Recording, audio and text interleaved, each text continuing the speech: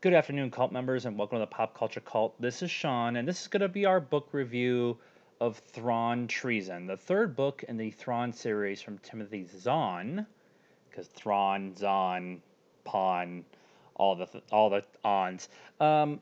This book is part of the new canon. Now, I have not read the original trilogy from Timothy Zahn from Legends, the Heir to the Empire set. But I've really enjoyed this trilogy of books. I want to talk about the good stuff that I like first before I get into some of the other stuff.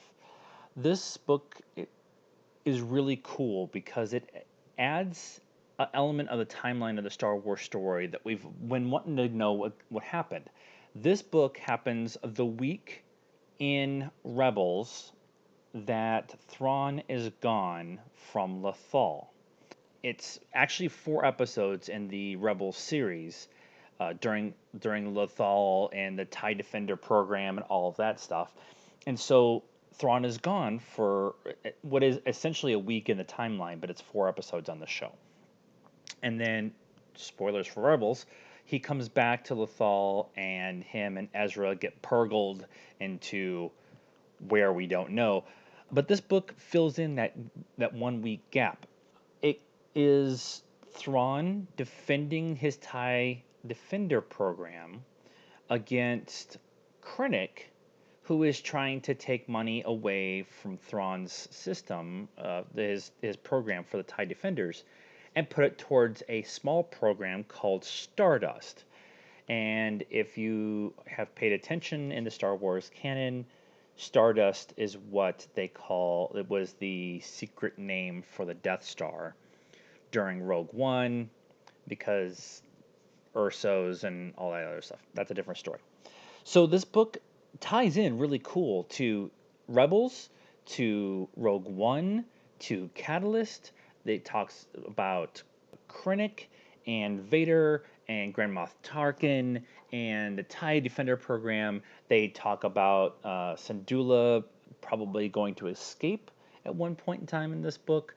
They talk about Thrawn, talks specifically about defending the TIE Defender program and showing why those probably were the better idea to go spend the money on than the Stardust Death Star thingy. I like that there's a really cool battle scene in this book.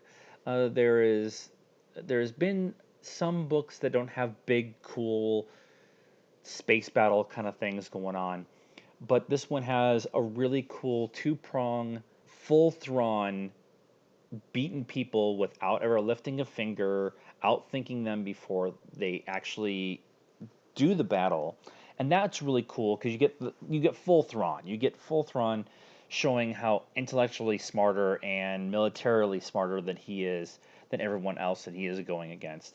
We get introduction of some new members, some new characters, mostly from the Chiss Ascendancy.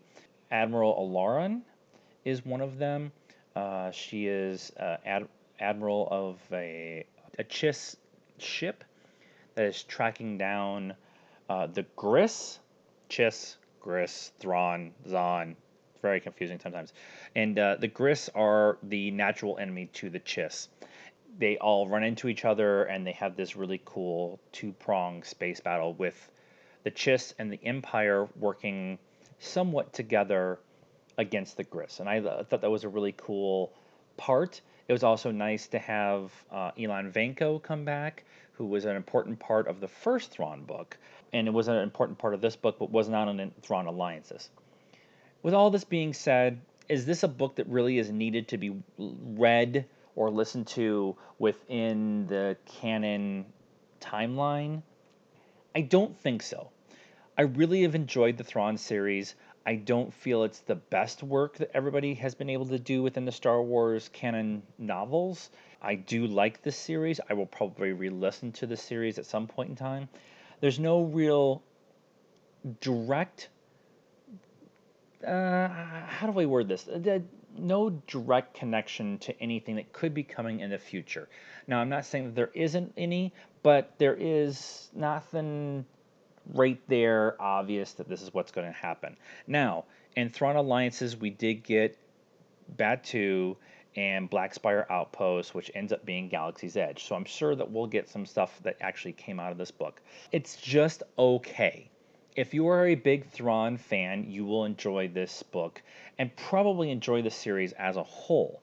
But I think for this book individually, it helps complete the trilogy for Thrawn, and that's about it. And I just think that there was a lost opportunity here to really. Now I could be coming back to this in 18 months and saying, no, they set up all this really cool stuff. There is some stuff that they could use to move forward, and Timothy Zahn himself has said that he would like to continue doing Thrawn novels, and he would also has a story idea for the Ezra Thrawn out in the unknown, bringing them back into the Empire. But that is all Dave Filoni's, and he's going to let Dave take a swing at that first. Hopefully, that's what Dave's working on next, but we'll see. But I think for the book overall, it was just okay. I really enjoyed it, and I really enjoyed it for the space battle, the tacticianness, for lack of a better term, that was going on. The biggest thing for me, it's a negative, is they kind of laid this out like Thrawn is the one that's committing the treason, and I guess this is spoilers. It's not really Thrawn. It does deal with treason. It does deal with Thrawn. I felt like the book was a little misleading with that information. So I guess overall, read this Thrawn series if you are a Thrawn fan. All of it is now part of new canon. They brought in a lot of really cool stuff from Legends. Overall, the book itself is just okay and is probably a skip for those new canon novel junkies.